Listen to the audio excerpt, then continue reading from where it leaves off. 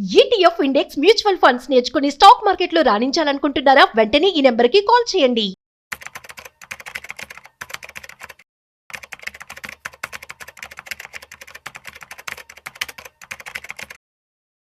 Hey all.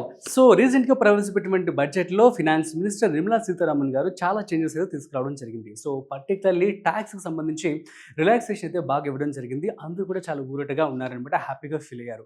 Yes, this is correct only. అయితే దీనికి సంబంధించి అసలు మనం ట్యాక్స్ని ఎందుకు కడుతూ ఉంటాము ఏంటి అంటే, సో ఫర్ ఎగ్జాంపుల్ గవర్నమెంట్ వచ్చేసి ఇప్పుడు త్రూ అవుట్ ఆల్ ది స్టేట్స్కి మనకి డబ్బులు అనేది ఇవ్వడం జరుగుతుంది to develop the country. Roads కావచ్చు, ట్రాన్స్పోర్ట్ కావచ్చు, నిధులు కావచ్చు, వాట్ ఎవర్ ఇట్ స్కీమ్స్ కావచ్చు, వీటన్నిటికి సంబంధించి. సో వీటన్నిటికీ కూడాను మనము పబ్లిక్ ట్యాక్స్ అని చెప్పి, ప్రైవేట్ ట్యాక్స్ అని చెప్పి 2 రకాల ట్యాక్స్ని గవర్నమెంట్ కడుతూ ఉంటాం. సో మనం కట్టిన తర్వాత ఆ డబ్బుల్ని మన స్టేట్స్కి డివైడ్ చేస్తూ ఉంటారనమాట. సో దీనికి సంబంధించినటువంటి ఫుల్ సబ్జెక్ట్ నేను తర్వాత చెప్తాను. సో డివైడ్ చేసినటువంటి ఆ డబ్బులు మనకి స్కీమ్స్ రూపంలో కావచ్చు, ఆ తర్వాత హైవేస్ కావచ్చు, రోడ్స్ కావచ్చు, ఇవన్నీ కూడాను సెంట్రల్ గవర్నమెంట్ నుంచి మనకి రావడం జరుగుతుంది. ఎవ్రీ ఇయర్ కూడా ప్రతి స్టేట్కి 41% ఆఫ్ అమౌంట్ని ఇవ్వడం జరుగుతుందనమాట. సో వాళ్ళకి వచ్చేటువంటి టోటల్ అమౌంట్లో. ఓకే, సో ఇదంతా ఒక సబ్జెక్ట్. సో దీనికి సంబంధించి చాలామంది కూడాను అసలు శాలరీ క్యాలిక్యులేషన్స్ ఎలా చేసుకోవాలి, అసలు ట్యాక్స్ అనేది ఎలా క్యాలిక్యులేట్ చేసుకోవాలని చెప్పి అనుకుంటూ ఉన్నారు. సో మీకు నేను క్లారిటీ ఇవ్వబోతున్నాను. స్లాబ్స్ ఏమేమి ఉంటాయి, ది సేమ్ టైం ఎంత ట్యాక్స్ పడుతూ ఉంటుంది, ఎంత శాలరీ వాళ్ళకి ట్యాక్స్ పడుతూ ఉంటుంది, ఈ విషయాలు కూడా నేను మీకు ఈరోజు ఈ వీడియోలో చెప్పబోతున్నాను. వీడియోని మిస్ అవ్వకుండా ఎండ్ వరకు చూసేయండి. నమస్తే, welcome to business bus with Raju Pasupuleti on Suman TV. Recent గా ప్రవేశపెట్టినటువంటి బడ్జెట్ లో ట్యాక్స్ ఏదైతే ఉందో, ట్యాక్స్ పేస్ అందరూ కూడా మంచి ఊరట కలిగించే విషయమే నిర్మలా సీతారామన్ గారు చెప్పడం జరిగింది. ముఖ్యంగా ఇందులో మనం చూస్తున్నట్లయితే 12 లక్షల శాలరీ ఎవరైతే ఉందో వాళ్ళకి అసలు ట్యాక్స్ అయితే లేదు అని చెప్పి. So after standard deductions, so ప్రతి శాలరీ మీద కూడాను స్టాండర్డ్ డిడక్షన్ అని చెప్పి ఉంటుంది అనమాట. సో ఆ స్టాండర్డ్ డిడక్షన్స్ అయిపోయిన తర్వాత ఏదైతే 12 lakhs శాలరీ ఉంటుందో, సో దాని మీద ట్యాక్స్ అనేది ఉండదు. ఎప్పుడైతే 12 lakhs after standard deduction 12 lakhs salary కనుక దాటిందో అప్పుడు వారికి గ్రాస్ అనమాట.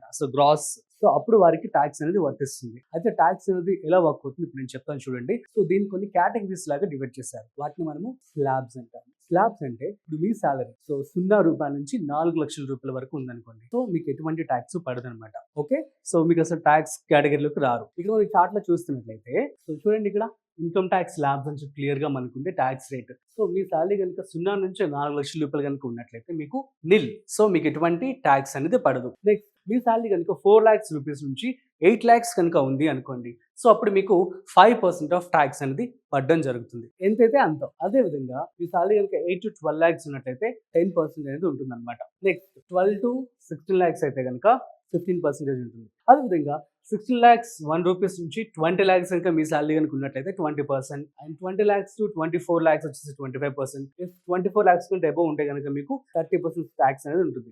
అయితే మరి స్టాండర్డ్ డిడక్షన్ కూడా చెప్పాను నేను మీకు. మరి స్టాండర్డ్ డిడక్షన్ తర్వాత ఎప్పుడైతే సాలరీ అమౌంట్ ఇంత వస్తుందో దాని మీద ట్యాక్స్ అనేది పడుతూ ఉంటుంది అనమాట. సో మనం చూద్దాం అసలు స్టాండర్డ్ డిడక్షన్ అనేది ఎలా క్యాలిక్యులేట్ చేస్తాం ఏంటి. ఫర్ ఎగ్జాంపుల్ ఒక పర్సన్ కి సాలరీ వచ్చేసి 12,75,000 రూపాయలు వస్తుందని చెప్పి అనుకుందాం. ఎందుకు అంటే ఇక్కడ మనకి అప్ టు 12 lakhs వరకు నిల్ అని చెప్పి విన్నాం మనం. మరి ఇక్కడ చూసినట్లయితే ఇవన్నీ చూడండి ఎలా ఉన్నాయో, ఆల్రెడీ పర్సెంటేజ్ ఉంది. సో ఈ ట్యాక్స్ స్లాబ్స్ ఏవైతే ఉన్నాయో వీటన్నిటిని కూడా క్యాలిక్యులేట్ చేసిన తర్వాత స్టాండర్డ్ డిడక్షన్ గా తీసుకుంటారనమాట. ఈ స్టాండర్డ్ డిడక్షన్ ఏదైతే పర్సెంటేజ్ క్యాలిక్యులేట్ చేసిన తర్వాత 75,000 వరకు మీకు డిడక్షన్ ఉంటుంది, స్టాండర్డ్ డిడక్షన్. ఆ తర్వాత వచ్చేటువంటి డబ్బులు ఏది ఉందో దాని మీద మాత్రం మీకు ట్యాక్స్ అనేది పడుతుంది. ఒకసారి చూపిస్తాను ఒక చిన్న ఎగ్జాంపుల్తో. ఓకే, సో రాజుకి సాలరీ వచ్చేసి 12,75,000 రూపాయలు వస్తుంది అని చెప్పి అనుకున్నట్లయితే అందులో స్టాండర్డ్ డిడక్షన్ మొత్తం 75,000 రూపాయలు పోగా సో తన ట్యాక్సిబుల్ ఇన్కమ్ ఏంటంటే 12 lakhs రూపీస్ అనమాట. సో మనం అకార్డింగ్ టు ద స్లాబ్స్ ఏదైతే కొత్త ట్యాక్స్ స్లాబ్స్ ఉన్నాయో ఆ 0 to 4% నిల్లు, 4 to 8కి 20,000, 8 to 12కి 40,000. So total tax వచ్చేసి ఈ యొక్క 12 lakh రూపీ ఇన్కమ్ కి 60,000 అనమాట. సో ఇప్పుడు దీని మీద ట్యాక్స్ రిబేట్ అనేది రావడం జరుగుతుంది కాబట్టి మీకు ఎటువంటి ట్యాక్స్ కూడా పడదు.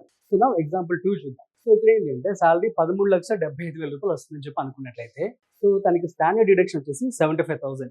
ఆఫ్టర్ స్టాండర్డ్ డిడక్షన్ మొత్తం ట్యాక్స్ పేబుల్ ఇన్కమ్ ఎంత? 13 లక్షల రూపాయలు. సో ఈ 13 లక్షల మీద ట్యాక్స్ అనేది క్యాలిక్యులేట్ అవుతుంది. అది ఎలా క్యాలిక్యులేట్ అవుతుందంటే ఎక్కడ ఉంటుంది slabs. Suppose 0 to 4 nil, same time 4 to 8 వచ్చేసి 20,000, 8 to 12 వచ్చేసి 40,000, అండ్ 12 to 13 వచ్చేసి లక్ష రూపాయలు కదా. లక్ష రూపాయల మీద 50% అంటే ఎంత? 15,000 రూపీస్. సో టోటల్ వచ్చేసి మనకి ఎంత ఉంది? 75,000 అనమాట. అండ్ దీని మీద ఎటువంటి రీబేట్ రాదు. సో ట్యాక్స్ పేయబుల్ ఇన్కమ్ వచ్చేసి 75,000 రూపీస్. ట్యాక్స్ పేయబుల్ ఇన్కమ్ వచ్చేసి 30 lakh రూపీస్ టోటల్ ట్యాక్స్ ఎంత పే చేయాల్సి ఉంటుందంటే 75 lakhs అనమాట. మీకు కనుక ఏమైనా డౌట్స్ ఉంటే ప్లీజ్ కామెంట్ చేయండి. అండ్ మీ సాలరీస్ కూడా బిఫోర్ కొత్త కంపెనీలో జాయిన్ అవుతున్నట్లయితే కనుక సో ఇటువంటివన్నీ కూడా క్లియర్గా తెలుసుకొని దాన్ని బట్టి మీ యొక్క సాలరీని మీరు మాట్లాడి జాయిన్ అవ్వండి. So that's it guys. And ఈ విధంగా మీరు క్యాల్కులేట్ చేసుకోవాల్సి ఉంటుంది. సో మరొక ఇంట్రెస్టింగ్ కాంటెంట్తో మళ్ళీ కలుద్దాం. అంతవరకు చూస్తూనే ఉండండి సుమన్ టీవీ.